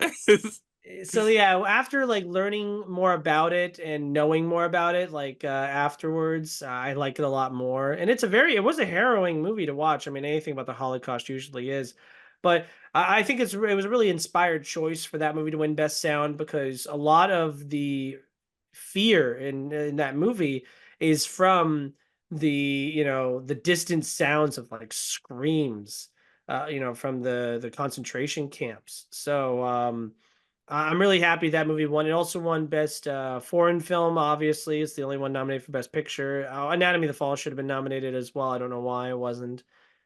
The But only yeah, thing I Zone. could think of is that it had maybe too much English in it. Yeah, I heard that as well. I also heard something about like, oh, each country is only allowed to submit one movie, and they chose something else or whatever. But yeah, Zone of Interest. I mean, it is really great. I think it's definitely feels fresh for a subgenre of movie that like feels like we've said everything we need to say about Holocaust movies. Yeah, like when I say I didn't like it, it's not that I don't respect it. And the way it was made, fantastically made. It looks beautiful, but Hmm. it just, I knew exactly what it was trying to imply or like what it was trying to say about like this family kind of living their lives normally right outside of such horror. Hmm. But it was just, I don't know, it kind of just, once the movie started and I didn't feel like enough was going on for me that really kept my attention at certain points. Like if I would have saw it in theaters, I probably would have kind of kept in it a bit more, but I was watching it while riding in the car trying to fit it in before the Oscars came on, so that was probably the biggest default for me not enjoying it as much as trying to read it on my phone while trying Hmm. to and I mean the cinematography is also just mainly it's the camera's locked off a lot of times and kind of just open wide for you to see everything going on. And while that kind of works for this situation, it also just while there's whole not the camera's not moving, it also doesn't really move my eyes. So I also just kept kind of losing interest in it. So that was probably my biggest gripe with it, but it's well made and I love what it was trying to say about the whole kind of just like disassociation that these people kind of were doing and kind of were almost forced to do to kind of not think about the horrors going on right next to them or almost just not thinking that as like second. They're almost thinking of them as like not even human, I guess, in a way, like the Jewish people right next door being slaughtered almost. Oh yeah, I think the ending is super impactful with the cleaning stuff, like just the like how mundane like this Yeah, has all become. Like there's people today that don't believe the Holocaust happened. So the fact that like this we feel like this was so long ago, we could never do anything like this again today. yeah, And meanwhile there's like awful stuff happening in the world today. I'm not saying it's better, worse, or about the same. But like there's just awful stuff. And it's just a good reminder that like, hey, there are horrors in our history, and we need to it's important to remember them so that we don't repeat them, kind of the age old history thing. yeah, yeah. I still But yeah. my highest regard will be Schindler's List for that kind of movie right now. So that's Mhm. unfortunately what I had to compare it to, and yeah, I still really enjoyed it though, and I think it deserved everything it was nominated for. It just didn't impact me as much as some of the others did, but it definitely deserved Mhm. everything it was nominated for. Have you ever seen Life is Beautiful? No. Heavily recommend that one if you're looking for a Holocaust film that comes at it from a different angle. That one's great. It's like a dad and his kid, and the dad like is like pretending that this is all a game for the kid, and so it's like has like this relentless sense of positivity in the most dour and dark situation possible. And it's also a foreign film. It's in I think it's in Italian. No, that doesn't make sense. I don't know. When it might be in Italian. I don't know. Um, but yeah, I heavily recommend that. That's one of the best movies of the 90s. It was called, Um, what was it called? Life is Beautiful. I think it's Roberto Benigni. Okay. And but yeah, I digress. Zone of Interest is one I've wanted to rewatch with, knowing what I'm thinking going into it. But yeah, any other categories? Well, I know I want to touch on animation, but are there any other categories you really want to touch on before we move on to Panda? No, animation is definitely the one that I really want to talk about just because it was like the biggest surprise to me. Yeah, I was viscerally upset about it because I love Spider-Verse 2. How did you Yeah, feel so about I it? haven't rewatched Spider-Verse 2, nor have I actually seen either the winner, The Boy and the Heron, or unfortunately, I do have that digitally, but I never bought the Blu-ray. I never saw Boy and the Heron or Robot Dreams. I saw the rest of them. Loved Nimona to pieces. So happy it even got the nomination, but I thought that Spider-Verse was a lock.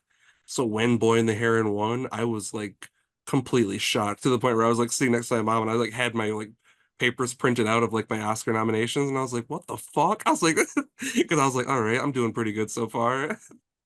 Yeah, I was so upset because I watched Spider-Verse 2 the night prior, just because we've been doing puzzles a lot lately. So we were Me doing too. like we're doing this one right here. And I was like, I want to throw on a Spider-Man movie while we do the puzzle. And I really wanted, oh, that I'm one's doing this one. awesome. Yeah, I have the blockbuster one of Titanic. I just finished Um, that one.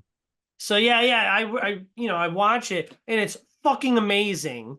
It's like one of the greatest. Not only is it one of the greatest Spider-Man movies, I think it is probably the best Spider-Man. I like the first one more, Spider-Verse, the first Spider-Verse more, but this is second, and so they just had the opportunity to let Spider-Verse be in the same conversation as like The Godfather.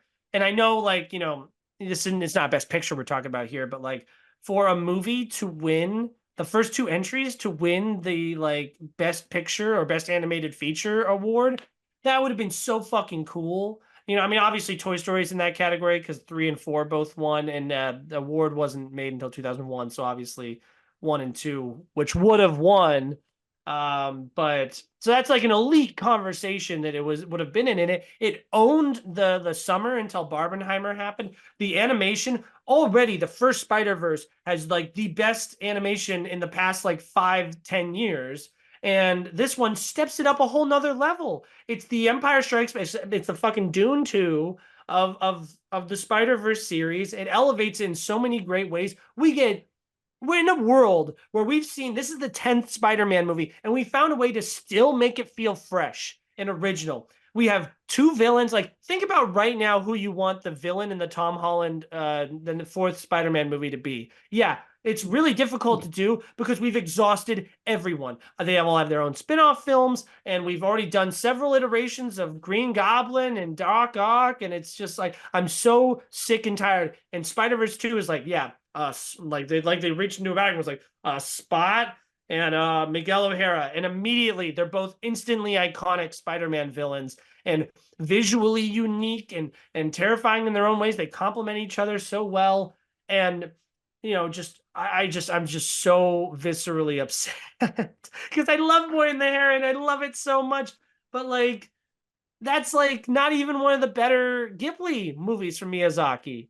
A lot of people felt like that wasn't even the premium Japanese film of award season that people were talking about. There was much more. Trust me, I'm at the fucking theater, man. There was much more conversation and fandom over Godzilla minus one, which thank God that won an Oscar, Hmm. than there was for The Boy and the Heron. It had my favorite score of the year, Boy and the Heron. Obviously, Pattinson was great. But and I know it might be my last film. I'm Miyazaki. Like, he doesn't give a fuck. He does Yeah. not give a fuck I about mean, this. he and his whole team knew that they probably wouldn't even win, so they didn't even bother like sending anybody or showing up because they were just like, yeah. And Thanks I for the get it. nomination.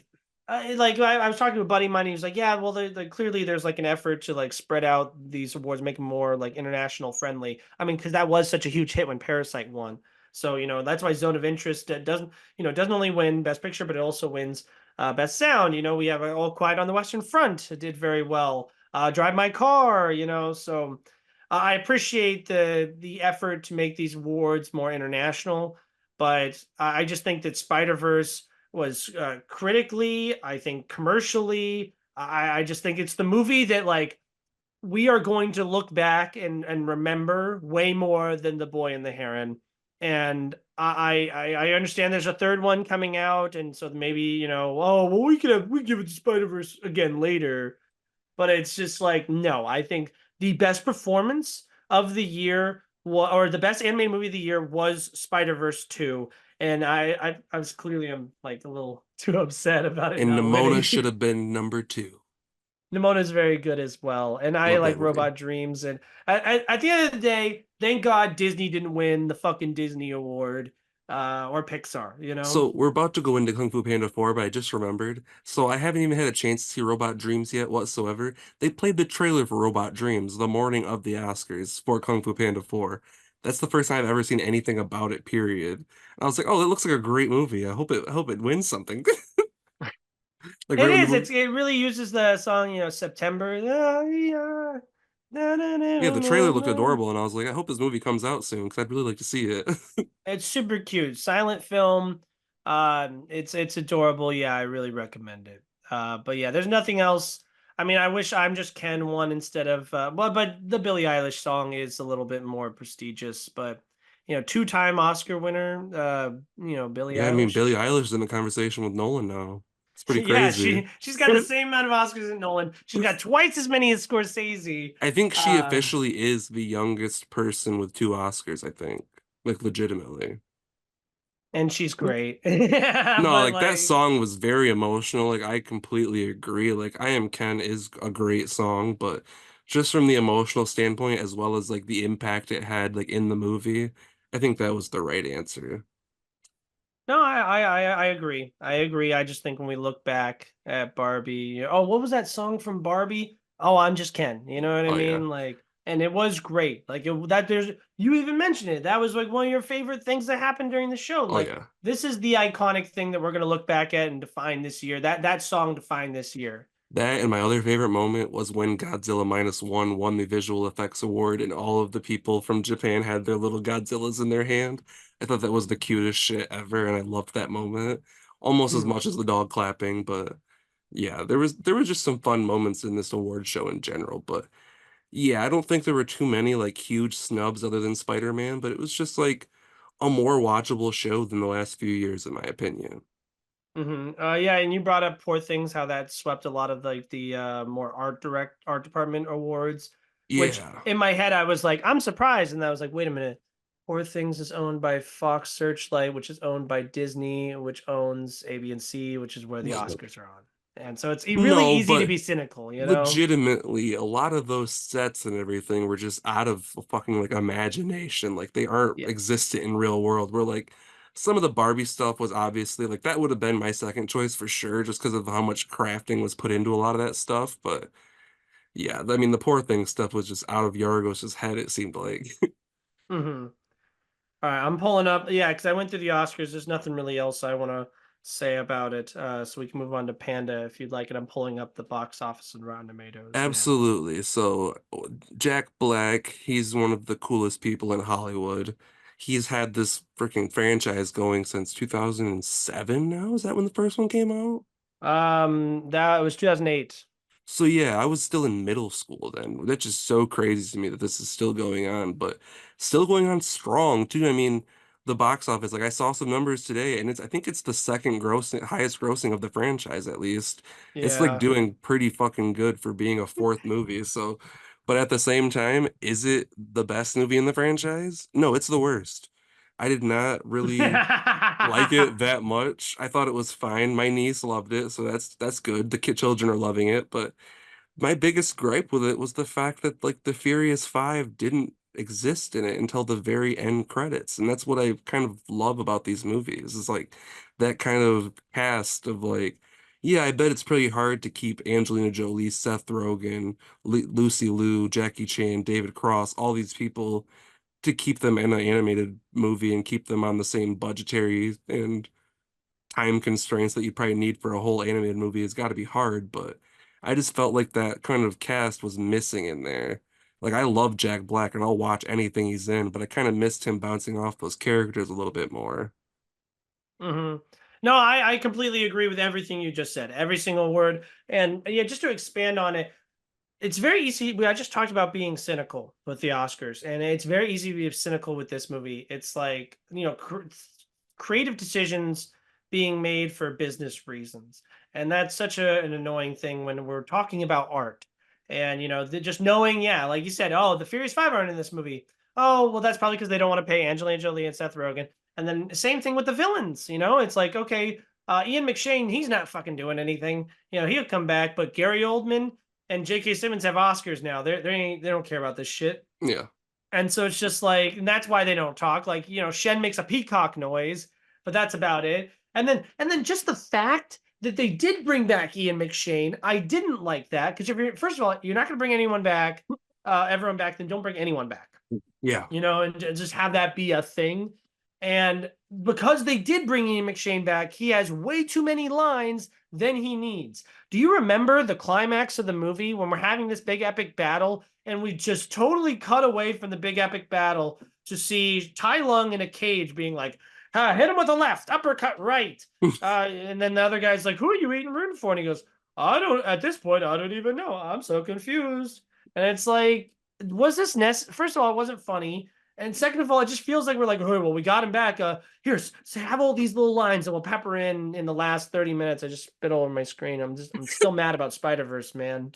Nah, but yeah, it's exactly like that kind of stuff right there that you're talking about. It's just like this movie I don't know. I feel bad because like for all intensive purposes, I don't think Aquafina is that bad, but I feel like she's accepting all of these roles as like these side characters that are like the most annoying things ever, and I think it's just because she has a good voice for animation and like voiceover stuff. But I unfortunately just think like her in this movie took away exactly what I wanted, which was having those other five there, and they kind of just like, here, she'll replace that feeling for you, and she'll be the little side character and bouncing off Jack Black, which just didn't work for me, unfortunately. It might have worked, like I said, the children probably liked it. She was funny. She had some humorous lines here and there, and like the Sly Fox stuff all happening. Sure, that's fun, but I don't know. I think Mhm. if she continues on in the series and they make more of them, they need to keep the Fury. She needs to at least be involved in the Furious Five or whatever, because that is the main thing that really keeps the whole lifeblood of this. It's not just Jack Black, and they've seen that now, hopefully.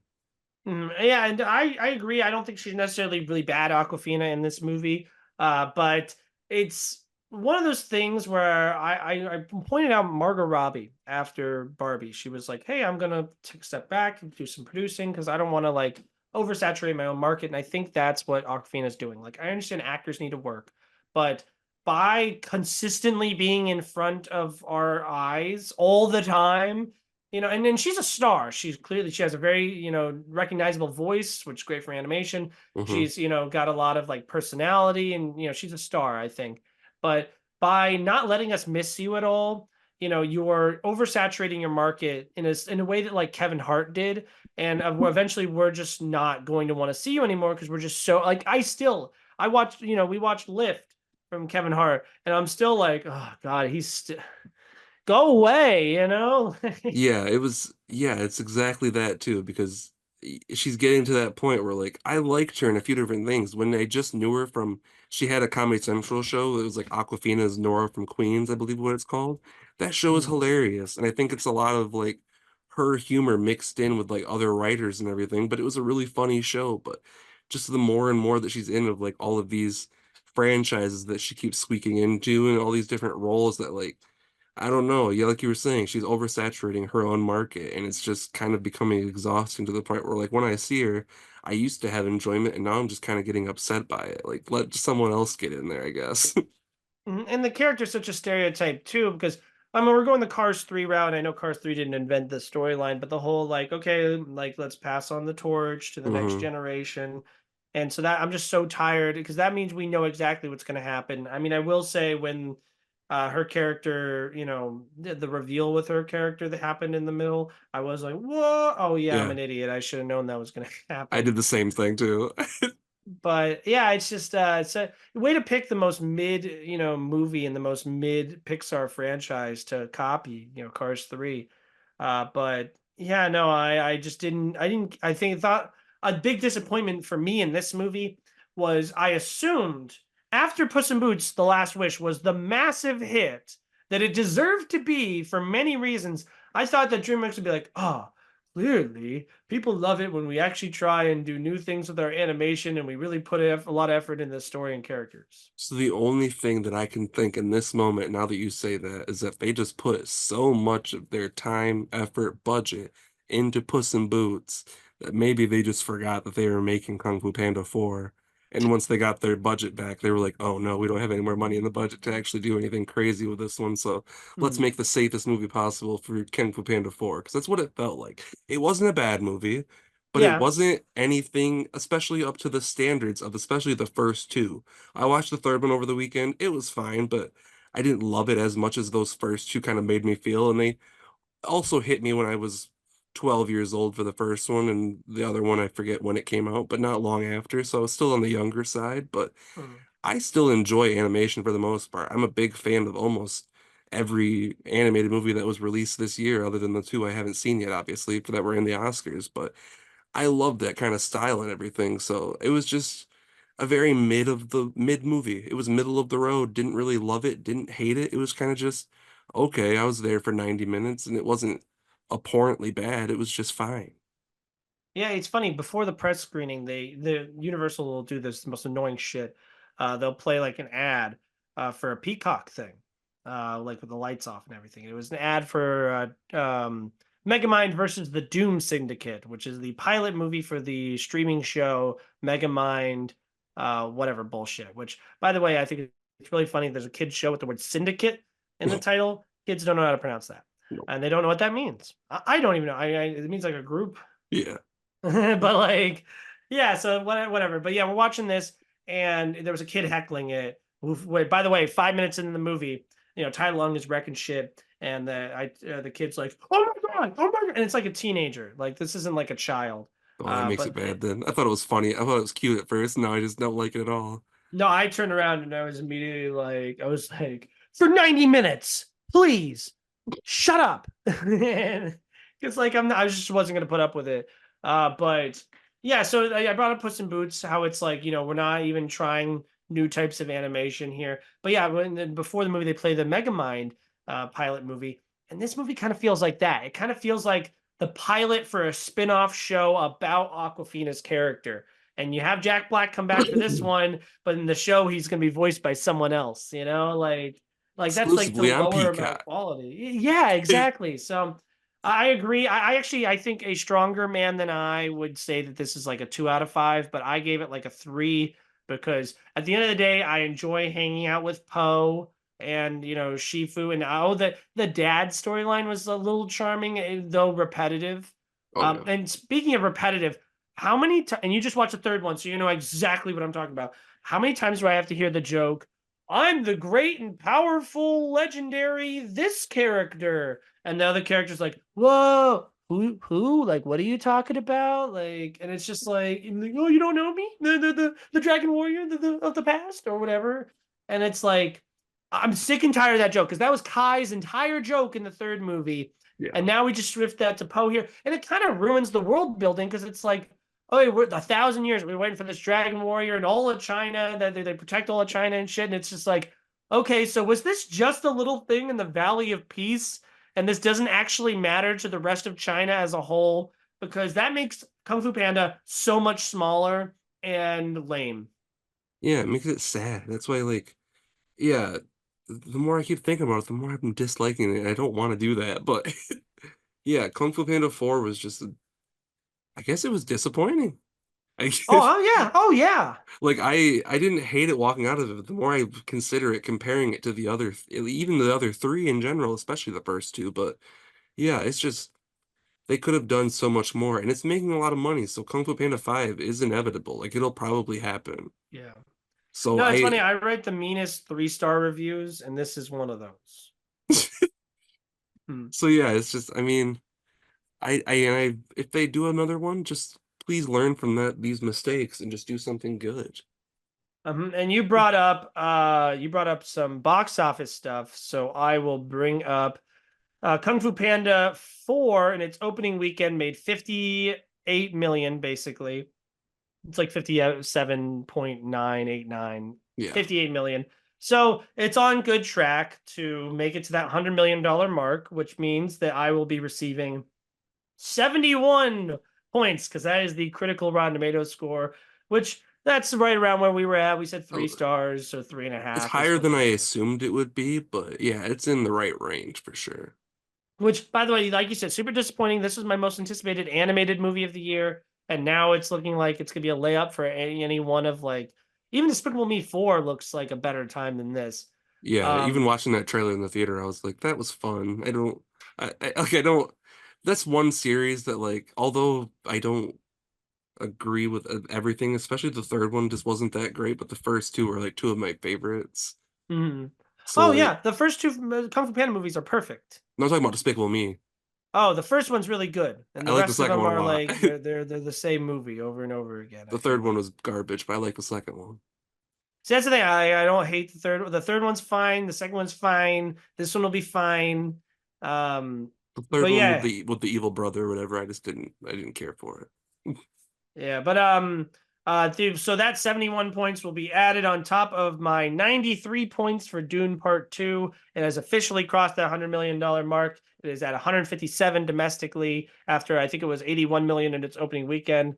So I'm out to a pretty good start here. The next movie that we will be receiving on our, which out by the way, piece of movie news, I think Ballerina got pushed back. Okay. So I will be losing one of my films. But yeah, Kung Fu Panda 4 just happened. And then the next one's not going to be The Fall Guy. It is going to be one of yours, actually, which is. Do none of us have Godzilla? No. Oh gosh, yeah, then I guess it will be me with The Fall Guy. Because In that comes out at the beginning of May. in retrospect, I probably would have picked it, but Yeah, so well, I especially with mean, the I success of don't want Godzilla to. minus one, I feel like it'll just get that crowd, even though they might not critically love it as much, but I feel Mhm. like it's gonna get a lot of the money coming over to it. Well, I think it's gonna have the opposite reaction because me, I was like, I liked the MonsterVerse movies until I watched Godzilla minus one and then the 54 Godzilla, and I was like, oh, so these are the American ones are shit. Like, Oh, okay. yeah, that is um, one that I've known, unfortunately. Most American versions, if you go back and watch the originals, they're almost always better. mhm. But yeah, so the Ask game is going pretty decently well. Did you have any final thoughts for Kung Fu Panda before we sign off? Well, we can talk about small things real quick. Not at all, but one other thing I really wanted to talk about, speaking of like these language, Spanish language, international films, Best Cinematography nominated El Conde. Very interesting movie. I did not really even know what it was before I watched it, but it is like I think it's a lot more going on to it than I even know still because it is all in Spanish. I can't remember what, I think it's in Chile, I believe is where it takes place, but Rob. it's like this aging vampire who's been living for several years and he's been like a I don't know if he was like a dictator, but he was some type of like leader and everything and was like just lived for hundreds of years and lived many different lifetimes and is like basically pretended to die and come back and like live a whole different life and whatnot. But he decides at this point that he wants to leave. He has like a bunch of children at this point and just finally wants to die and is like going through all these different stages and everything. And it's an interesting story. I don't want to spoil anything because I'd rather you watch it just to see your reaction to it. But I honestly like if I would have voted for best cinematography, I think I would have voted for that just because it's all in black and white too. And there's like Mhm. moments that like just feel more visceral because it's black and white in a way. I don't know. I think that's one I will probably check out. That and Perfect Days are two that I missed from last year. But yes, I've definitely heard of it, so I will be checking it out, especially with a good recommendation from you. Yeah. The one I would like to throw out is well, Blackberry. My buddy said to just bring up Blackberry. I rewatched it, and I love Blackberry. It's on Hulu right now. Glenn Howerton's fantastic in it. Matt Johnson is a really exciting up and coming director. And then the more recent one that I wanted to bring up was Ricky Stenicki. I was shocked by how funny I thought this movie was. I was laughing my butt off. John Cena is awesome, and I think you would have a good time with it in particular. Yeah, I'm so excited. I had no idea it really existed until very recently because I want to say even John Cena like opened up an OnlyFans for Ricky Stenicki and everything Yep. and is like doing a whole bunch of this crazy shit. So I'm a huge John Cena guy. Love the guy to pieces. If I'm not mistaken, Zac Efron's in there too. Yeah, it's directed by Peter Farley, which I didn't know until halfway through. See, and that's crazy coming from you because you're notoriously known for not liking Peter Farley whatsoever. Well, I will defend Green Book, and I love Dumb and Dumber, but yes, everything else sucks. So yeah, I'm hit and miss with Peter Farley, but I'm excited to see both John Cena and Zac Efron in the same movie. Andrew Santino, I think, is in it too, the ginger guy. I love that guy. He's a hilarious comedian. So there's a lot in here that I know I'm probably gonna love a lot, and I just can't wait to watch it. It's on Amazon Prime, right? Yeah, it's Okay, an I'll check Amazon that Prime out. Yeah. original. Both of those I'm gonna check out. You said Blackberry's on Hulu, right? Yeah, Blackberry, I much more important. That's Oh a yeah. 5 out of 5. That'll I love that movie. I might flip that on tonight then. Mm. Awesome, cool. Well, movies are wonderful and fantastic. I'm sorry if I'm rushing us out here. I have a screening of Arthur the King to go to, which Mark you can tell Wahlberg I'm loves very excited dogs. about this. Yeah. You know, I'm Uh, gonna go see that movie because the funniest part about that, I'm a mm, dog movie lover. I will go see it. I fucking love dogs and I will cry probably and love it. But the funniest part about it is I was just thinking about you when the trailer started on Saturday or yeah, on Sunday. And my mom like nudges me. She's like, I want to go see that. And I was like, yeah, me too. But in my head, I was like, yeah, Adam fucking hates these movies, and I know he does. And when you told me you were going to see it tonight, I just started laughing because I was like, yeah, he's already not gonna like it.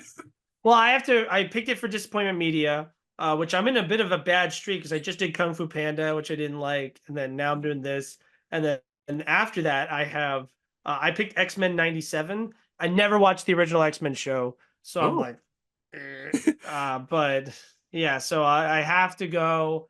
And yeah, I don't like Mark Wahlberg. I don't like dog movies. I don't like the trailer. All I did was run, run, run, run, run.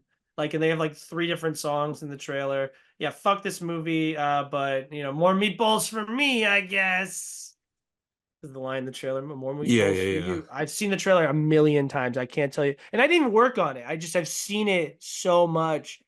Well, wish me luck here. Would you have anything you want to plug? No, I actually, so the Film Fan Reviews has not had an upload in a long time, but it will Hmm. soon because I did record a little short video with my niece for Kung Fu Panda 3, so keep an eye out for that one. It'll be on there soon. Me as well. I also did Kung Fu Panda for Kung Fu Panda uh 4, fuck. oh, sorry. Sorry, No, I thought you said that. I did Kung Fu Panda 4. That one's doing pretty decently, and I'll probably be doing ones this week. I'm seeing Love Lies Bleeding tomorrow, and I will be seeing the Magical Society for American um American Negroes, I'll say it. Ah, That's not a bad word. no, it's funny. It's because speaking of American fiction, just a quick tangent. Like I have the opinion that like all words, like slurs and whatnot, shouldn't be like taboo because we're giving them power. So we shouldn't have be not saying them. And so like I usually will say like most things, like not like like yelling them at someone or anything, like but like I'll casually just like that. But like the N word, I'm like no. Nope. You're not getting that out of me. Like American Society for Magical, yeah, that movie. Nope. Even in songs and stuff, if I'm like rapping along with them, I know all the words. I'll just like immediately. I've gotten pretty good to the point where I just stop saying it. Like I won't even say it at all. I'll just be like silently. I'll be like, But yeah, so thank you guys so much for loving movies. Thank you for the Oscars, and go check out all of the Oscar nominated movies that we talked about. Check out Blackberry, check out El Conde. Don't check out Kung Fu Panda unless you have a child. But thank you so much for joining me, Steve, today. I appreciate you. absolutely. I had a great time and I can't wait for the next one. That was awesome. All right, thank you. Yeah.